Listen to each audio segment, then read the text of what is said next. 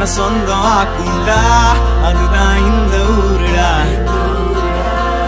எங்க பீச்சு காத்து மேல பட்டா போதுண்டா, உனக்கு நல்ல ராசிடா, இனி நீ சென்னை வாசிடா. பாவா வந்து ஆட்டோல ஏறி பாத்தியா, அண்ணன் சொல்லு நம்ம ஊரோடு வரலாறு கேட்டியா.